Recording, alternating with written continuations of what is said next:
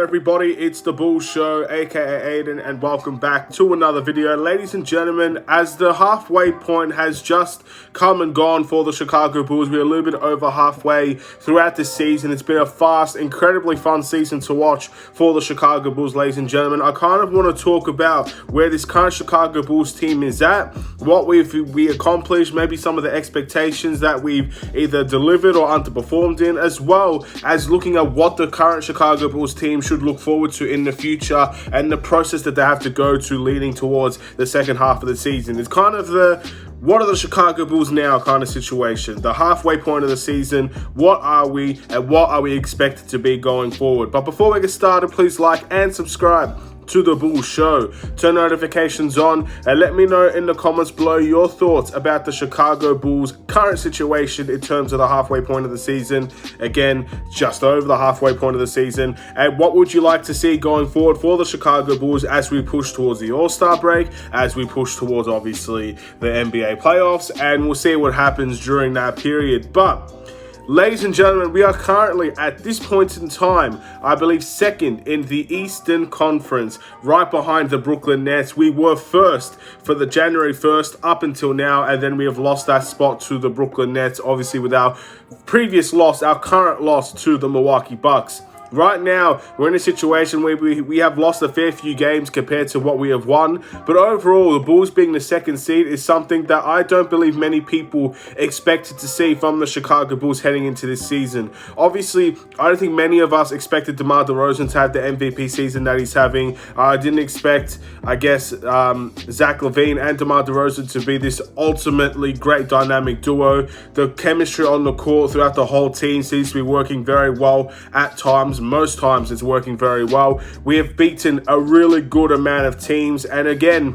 through that tough November stretch and currently this tough January stretch, we are still sitting there battling with some of the best teams in the Eastern Conference and showing that we deserve to be amongst the top of the Eastern Conference, one of the top teams in the Eastern Conference at least, which is a very positive sign. And that's currently where the Chicago Bulls are right now. We're a team that is very good when everybody's healthy. We're a team that knows what we are. We know what our strengths are. We know what our weaknesses are. And we know what we're battling for heading into the second half of the season. We know that our strengths at our best is elite ball movement, high assist numbers, high scoring numbers, as well as getting everybody involved in well-balanced offensive and defensive threats. We do know that some of our weaknesses could potentially be on the day-to-day basis, isolation, potentially lack of defense at times and stuff of that nature. We've seen what we are at our worst at the moment. We've seen what we are at our best. And we are a really, really good team nonetheless, despite all of the situations that are currently going through the Chicago Bulls.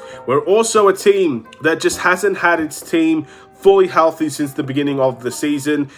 This obviously came from the COVID outbreak, of course, and obviously now we have a lot of injuries that we're looking to hopefully see some of these guys return. But of course, at this point in time, looking at where the Chicago Bulls are, we've done a lot of our damage without our best players always out there for the Chicago Bulls. We've seen Vooch miss around 6-7 games of action. We've seen Zach LaVine now miss around 6 games of action. DeMar DeRozan has missed 2 weeks from the virus. Lonzo Ball has missed a couple of weeks or a week from the virus, expected to miss 2 months. Now, obviously, players like Kobe White was out for a couple of weeks. Javonte has been out for a couple of weeks. Derrick Jones Jr. is out for a couple of weeks. Tyler Cook as well, who just came back today, out for a couple of weeks. It happens at different times, ladies and gentlemen, but this team has not really had its fullest team available to them from the very beginning. And that's even to mention Patrick Williams, that is out since pretty much the 5th game, I believe, of the season. So that's where we are at the moment. We're a team that's done really good so far, remaining second in the Eastern Conference, and we've done a lot of our damage without our best team out there. Obviously, that brings a lot of excitement to see what this team can truly be with every single person healthy and ready to play. But at the moment, at this point in time, I think just like every other team, we can't keep complaining about this, but just like every team, it looks like the Bulls have kind of done this a little bit short-handed and probably a little bit more short-handed compared to some of the other teams in the league. But nevertheless, we are doing great damage. Now let's talk about kind of the Chicago Bulls situation now, in the past few games, let's say, because that's overall. Right now, obviously, with a lot of these guys out, we currently have lost a lot of games. We've lost a few games last week. I believe we had a 1-4 week. We lost to the Memphis Grizzlies this week. We've lost to the Milwaukee Bucks this week. We got blown out by the Nets and the Warriors. And all of this stuff, all of these situations, really hard, tough losses against really good competitive teams.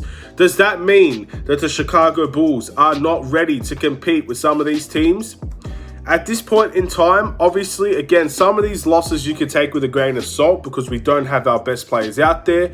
But the Chicago Bulls at their best, I think, can compete with any team out there. But that doesn't necessarily mean they can beat every team out there in a playoff series. Many of us believe that they can. Obviously, when we verse teams like the Brooklyn Nets, we won the season series against the Brooklyn Nets. So people will believe we could beat the Brooklyn Nets in the playoffs. We have had close competitive games with teams like the Heat. Obviously, this game against the Milwaukee Bucks, we've beaten the Cavs. Stuff like that. If you look at the Eastern Conference down the line, you look at the teams, you think the Bulls could probably beat almost every single one of these teams, if not every single one of these teams.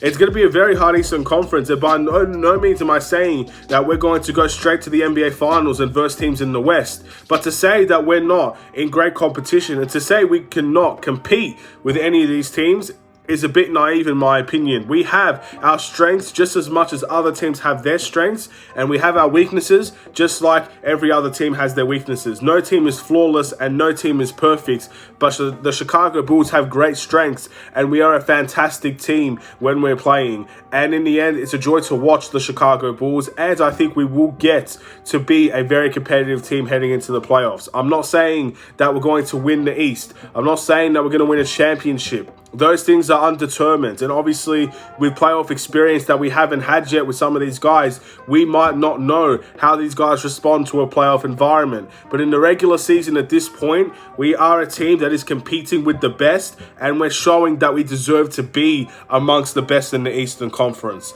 That's where we sit at this point in time, and we're still doing that with a lot of losses at the moment, and we're still doing that with a lot of guys out, and we're still fighting to show that we're not going to go anywhere, and it's going to be a very hard time for other teams in the NBA to take us away from some of the top teams in the Eastern Conference. That's where we want to be. That's where our goals are, and we have to keep pushing, and we have a couple of opportunities coming up to do that. Obviously, Zach LaVine could potentially be returning any day now. He seems to be working well with treatment, so Zach LaVine could be coming back. Javonte should be coming back soon. So that's instantly a much better team that we're looking at for the Chicago Bulls as we get two potential starters. Zach LaVine, obviously an all-star, and Javonte Green has been a starter all season. We get two of our starters back, and maybe we can get some things on the road. You've seen really good development out of Kobe and Ayo in recent games. Obviously, the Milwaukee Bucks game withstanding, both of those guys have had really good stretches in this season. Kobe White has really matured as a scorer that can take it to the paint. Ayo Dosunmu has developed really nicely as a point guard for the Chicago Bulls. These are things that will matter towards the future of our season, will matter towards the NBA playoffs, will matter when they're coming off the bench rather than starting for the Chicago Bulls. These things will matter. The development of this team will matter. Tyler Cook has had leaps and bounds of a much better season than any of us expected to have. He's come in and he's taken his opportunities. Javonte Green was seen as a bench warmer at best for this team to a starter because of the amount of play that he's had and the way that he plays. The development in the team has been truly phenomenal from the top to the bottom. So I'm really, really proud of this organization so far. I'm really proud of this team so far, and I can't wait to see how far we can go this season. But now looking forward into the playoffs, now looking forward to the Chicago Bulls and what they expect to do. I think the most important thing is the trade deadline now, ladies and gentlemen. We have an opportunity here where we can bring in a massive player in the trade deadline, someone that can ultimately be a main core component to the team, someone that could be starting mainly probably at the power forward position and could do great things in that area. That could be maybe a Grant, maybe a Christian Wood, I don't know. Very unrealistic options in my eyes, but there's still options there that can be gotten at if the Bulls really want to pursue them. And then you could potentially maybe have some minor moves that could definitely make an impact. Paul Millsap is someone that's been available for trade talks recently, and maybe the Bulls could try to seek out a trade for Paul Millsap. Might be harder to do considering Brooklyn is a pretty much a rival of the Chicago Bulls at this point. Helping out the Bulls might be seen as a bad thing for the Brooklyn Nets. But if they don't find that as a problem, the Bulls could potentially go after Paul Millsap, even players like Robert Covington from the Portland Trailblazers. We've done business with them before. Maybe they'll be willing to pick up the phone again.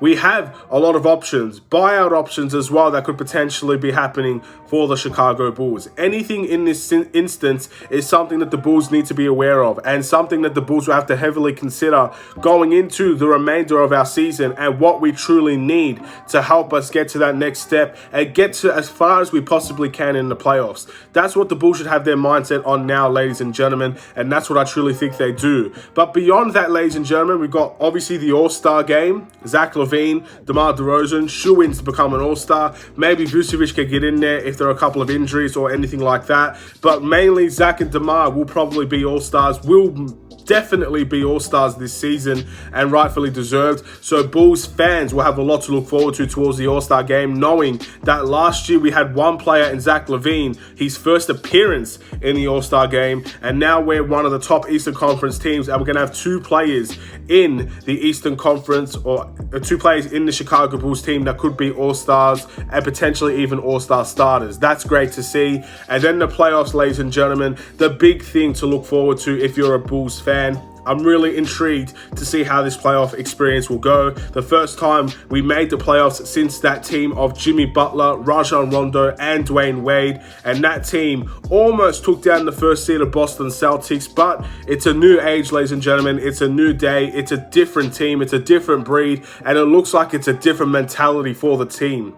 Obviously, we get to see Lonzo Ball in the playoffs for the first time if all things go well. Zach LaVine could be in this conversation as well. His first playoff experience. Patrick Williams' first playoff experience. Kobe White's first playoff experience. Io's first playoff experience. We do have a lot of guys that have been in the playoffs and know what it's all about, but we have a lot of guys, important guys, that have never had that playoff experience. So it's going to be a big thing for the Chicago Bulls to see not only what our future is going to look like next season, but to see who's going to have the biggest impact and who's going to end up falling away for the Chicago Bulls. This could determine our future. If Lonzo Ball has a terrific season and terrific playoff run, that's going to be great for the Chicago Bulls. And of course, it's something that we can be relied on in the future. If Zach LaVine has a terrific playoff push, he does phenomenal things in the playoffs, that's going to be great to see as well. But if either of those two maybe don't have the best playoff run, that could be something that we need to keep in mind as well. Same with other guys as well. I'm not just targeting out Zach and Lonzo,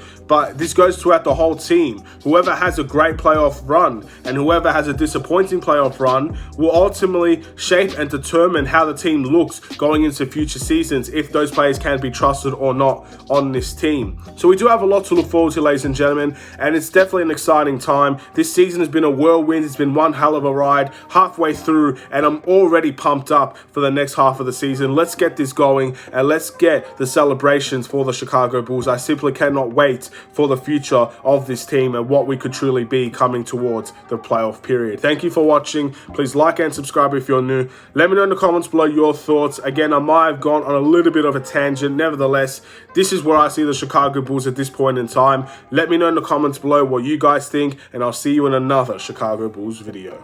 Take care and peace.